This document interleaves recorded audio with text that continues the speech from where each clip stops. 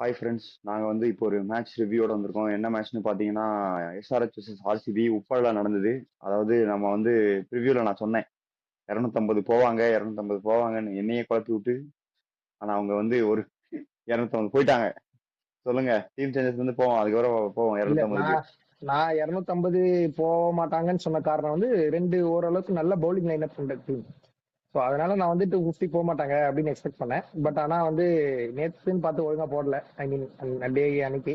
So தான் line up wise போனோம்னா நம்ம ஆல்ரெடி பேசின மாதிரி ரஜத் பட்டிதார் உள்ள வந்துட்டாரு. அவர் போன கேம் ஆடல.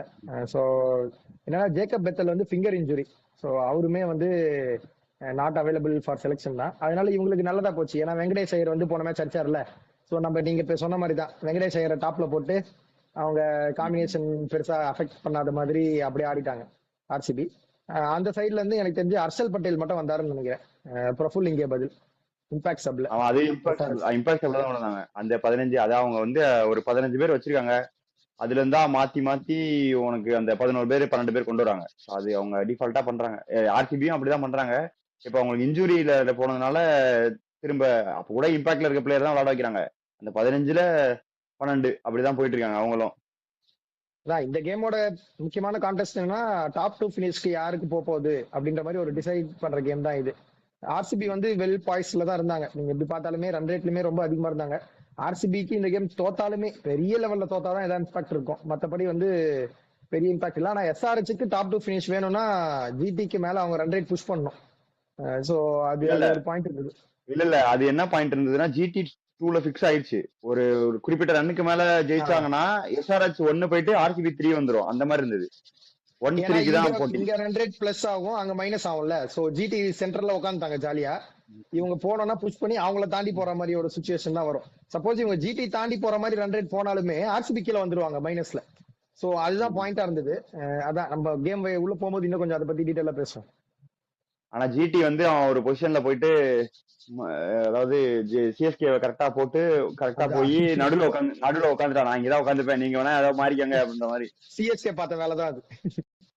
டாஸ் எஸ்ஆர்எச் ஜெயிச்சு பேட்டிங் எடுத்துட்டாங்க. சோ ஆஸ் யூஷுவல் நம்ம எஸ்ஆர்எச் பேட்டிங் பத்தி போனீங்கன்னா டாப் 4 எக்ஸலன்ட் சீசன் இந்த சீசன் அவங்களுக்கு டாப் 4க்குமே.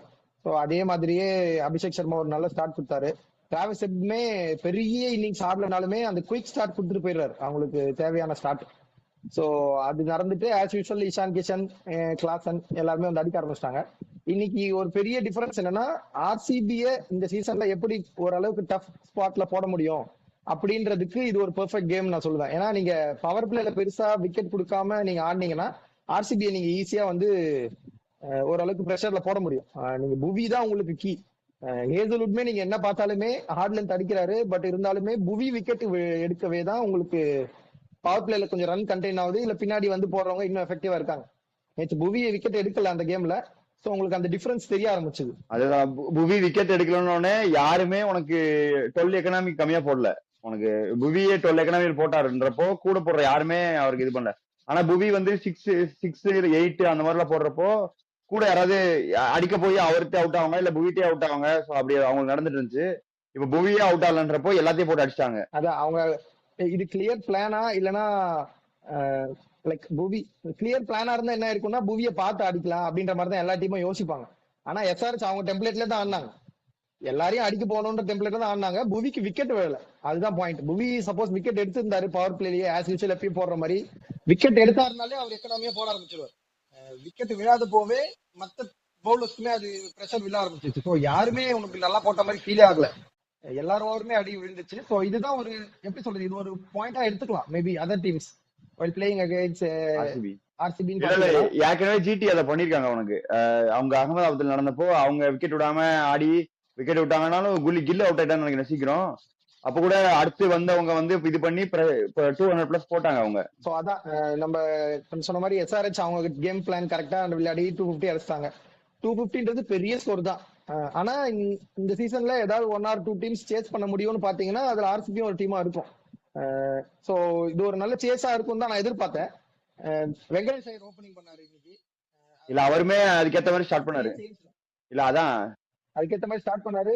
பேட் கமிங்ஸ்மே எனக்கு தெரியல. அது எனக்கு தெரிஞ்சு 3rd over R 4th over வந்து சிவாங் குமார் கிட்ட கொடுத்தாரு. 3rd ஓவர் நினைக்கிறேன். சிவாங் குமார் கொடுத்தது. மேபி அது விராட் கோலிக்கு அகைன்ஸ்டா அவர் பேர் அப் பண்ணலான்ற மாதிரி கொடுத்துருப்பாருன்னு நினைக்கிறேன். ஆனா வெங்கடேஷ் ஐயர் ஸ்பின் ஹிட்டர் தான், நீங்க என்ன பண்ணாலுமே அவர் ஸ்பின் அடிப்பாரு. அவர்கிட்ட போய் மாட்டிக்கிறாரு. சோ 6 பாலுமே வெங்கடேஷ் ஐயர் ஆடுற மாதிரி சுச்சுவேஷன் ஆயிடுச்சு. அந்த ஓவர் கொஞ்சம் நல்லாவே அவங்களுக்கு ரன் ரேட் ரொம்ப ஏத்தி கொடுத்துட்டாரு. இல்ல அதான்டா, நீ விராட் கோலிக்கு போறனா, விராட் கோலி ஸ்ட்ரைக்ல இருக்காருன்றப்போ அவர்கிட்ட பால் கொடுத்தனா ஒரு 1-2 பால் ஃபேஸ் ஆமா பண்ணுவாரு, சிங்கிள் தட்டுற தட்டிட்டு இவர் அடிச்சிருந்தா கூட ஓகே. வெங்கடேஷ் ஐயர் ஸ்ட்ரைக்ல இருக்காருன்றப்போ நீ கொடுக்குறப்போ தப்பு இல்ல, அது ராங் மூவ் தான் அது. ஆனா என்ன அவங்க எப்படி அதான் சும்மா எனக்கு தெரிஞ்சு ஒரு ட்ரைன்ற மாதிரி, ஏன்னா அந்த மாதிரி ஏதாவது ட்ரை பண்ணிக்கலாம்னு நினைச்சாங்க போல. மேபி வெங்கடேஷ் ஐயரும் இந்த சீசன்ல பெருசா நிறைய கேம் ஆடல, மேபி சிங்கிள் ஏதாவது எடுத்துட்டாருன்னா விராட் கோலிக்கு அகைன்ஸ்டா ஒரு நல்ல மேட்சப்பா இருக்கும் ட்ரை பண்ணிருப்பாருன்னு நினைக்கிறேன். பட் 6 பாலும் வெங்கடேஷ் ஐயர் ஆட்டாரு, அதுவும் நல்லாவும் பட்டுருச்சு அவருக்கு கரெக்டா. அதுவும் இல்லாம நீங்க அவங்களோட பாசிட்டிவும் பார்க்கணும். நீங்க இப்ப அந்த சைட்ல யோசிச்சீங்கன்னா இது வரைக்கும் சிவாங் போட்டதே இல்ல பவர் பிளேல.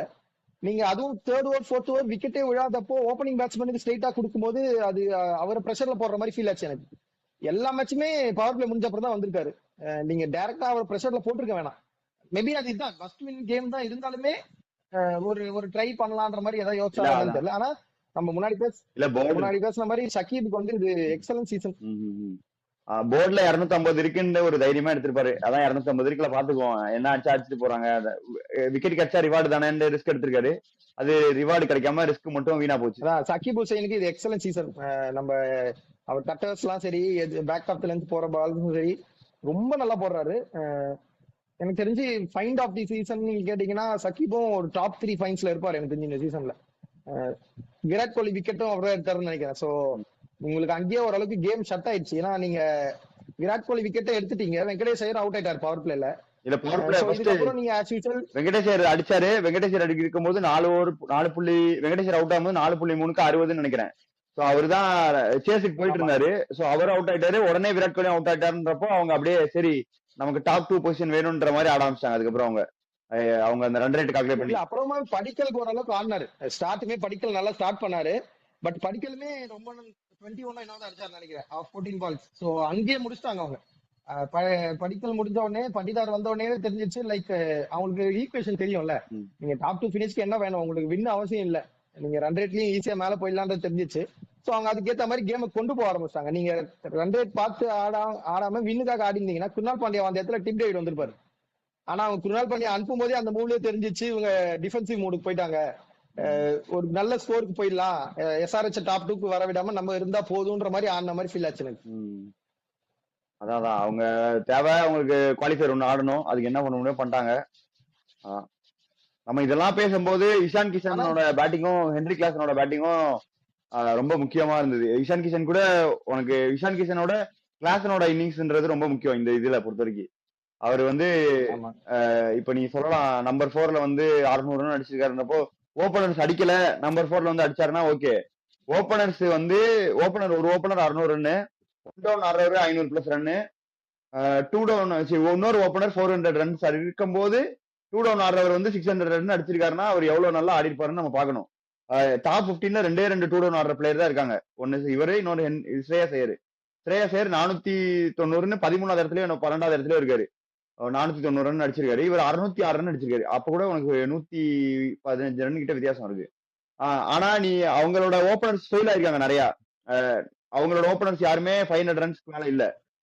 இவங்களோட ஓபனர்ஸ் வந்து 500 பிளஸ், 1 டவுன் ஆடுறவரு ஓபனர் 600, 1 டவுன் ஆடுறவரு 500 பிளஸ். சோ அந்த இடத்துல வந்து 600 பிளஸ் அடிக்கிறாருன்னா அவரோட ரோல் வந்து எவ்வளவு முக்கியம் எஸ்ஆர்எச்ன்றதும் நம்ம இங்க பதிவு பண்ணி ஆகணும். அவ்வளவு சூப்பரா ஆடி இருக்காரு அவரு. எப்பயுமே ஸ்ட்ரைக் ரேட் அதிகமா ஆடுவாரு, இந்த தடவை வந்துட்டு டீமுக்கு என்ன தேவையோ அதை ஆடுறாரு. அவர் அப்படி ஆடுறது வந்து ஓபனர்ஸ்க்கு இன்னும் ஃப்ரீ ஆயிடுது. அவங்க கேம் ஈஸியா ஃப்ரீ ஃப்ளோயிங்கா ஆடலாம். ஒருவேளை சீக்கிரம் போயிட்டா கிளாசன் வந்து அவர் பாத்துப்பாரு, ஒருவேளை நம்மளும் அடிச்சா கிளாசன் வந்து பின்னாடி அடிச்சுப்பாரு. ரெண்டுமே பண்ணக்கூடிய ஒரு பிளேயர் 2 டவுன்ல வச்சிருக்காங்க அவங்கன்றப்போ அவங்களுக்கு ஒரு மாதிரி பயங்கரமா இதாச்சு. அதுவும் இல்லாம கீழே ஃபுல்லா இன்எக்ஸ்பீரியன்ஸ்டு இந்தியன் பேட்டர்ஸ் இருக்காங்க.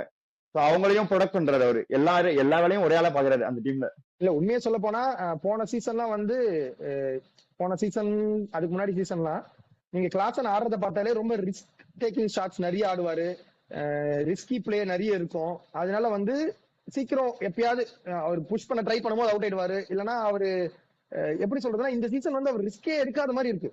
ரொம்ப கேஷுவலா ஆடுறாரு. ஆனா ஸ்ட்ரைக் ரேட் 180, 190, 200 ஆடுறாரு. ரன்ஸும் வந்துகிட்டே இருக்கு.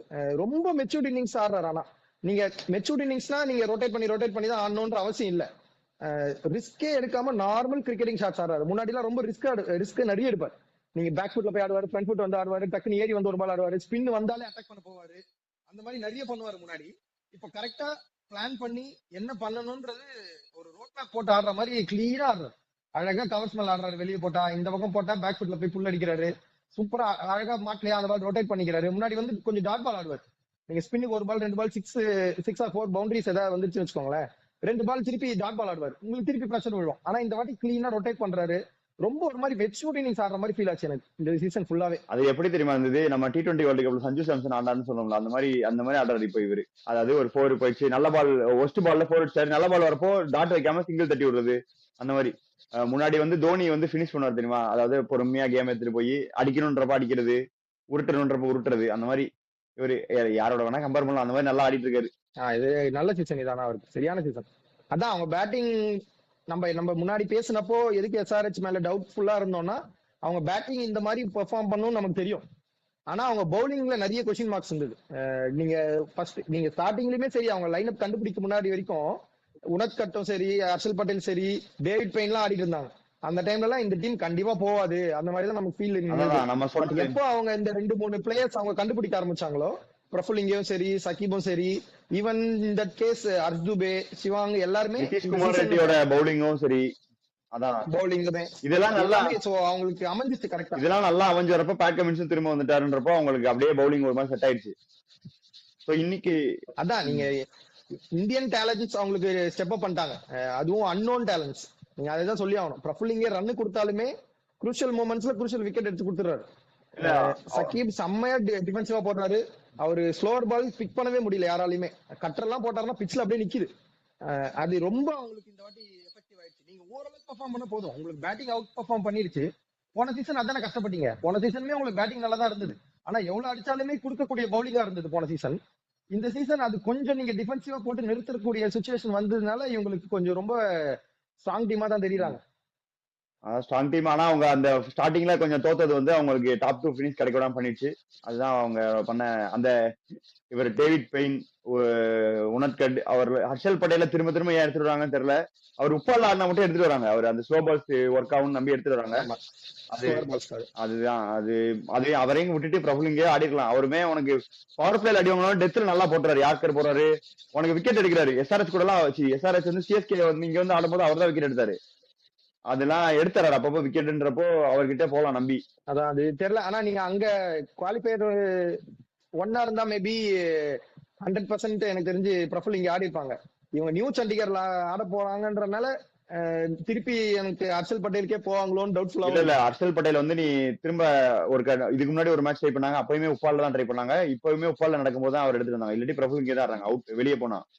எனக்கு பிரபுல் இங்கே ஆடிடுவாங்கன்னு தோணுது. சரி, நம்ம இந்த டிஸ்கஷன் வந்து அந்த ப்ரிவியூல பேசுவோம்.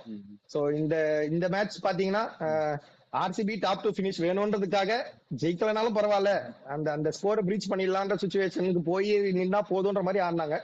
SRHக்கு பாவம் 250 அடிச்சுமே பெரிய இது இல்லாம போயிடுச்சு. 55 ரன்ல ஜெயிச்சுமே அவங்களுக்கு அவங்க இருந்த பொசிஷனே தான் அவங்களுக்கு ஒண்ணும் பண்ண முடியல. அதான் இது இப்போ இதனால என்னன்னா டாப் 2 பினிஷ் யாருன்னு தெரிஞ்சிச்சு, குவாலிஃபயர் 1 ஆட போறது யாருன்றது நமக்கு கன்ஃபார்ம் ஆயிடுச்சு. சோ இதுதான் இந்த கேமோட அவுட்கம். சோ அவ்வளவுதான். நம்ம ப்ரெடிக்ஷன்ல பார்த்தோம்னா நம்ம எல்லாம் RCB சொல்லியிருந்தோம். வெங்கட் மட்டும் SRH, வெங்கட்டும் பக்காவும் சொல்லியிருந்தாங்க. அவங்க ரெண்டுத்துக்கும் ஒரு பாயிண்ட்ஸ். அதோட அவ்வளவுதான், ஒன்னும் பண்றதுக்கு இல்லை. இந்த இது முடிஞ்சிருவோம். நம்ம இந்த வீடியோ முடிச்சுட்டு நாங்க இன்னொரு ரிவ்யூல உங்க சந்திக்கிறோம். அதுவரை பாய் ஃப்ரம் ஹோல்ஸ்டர்ஸ். பாய். ஊர் சுத்தி பயவுல நினைச்சா நாங்கெல்லாம் வயிறு நிறைய சாப்பிடணும், வஞ்சனம் இல்லாம உழைக்கணும். ஆஹா, அருமையான பாலிசி. Keep it.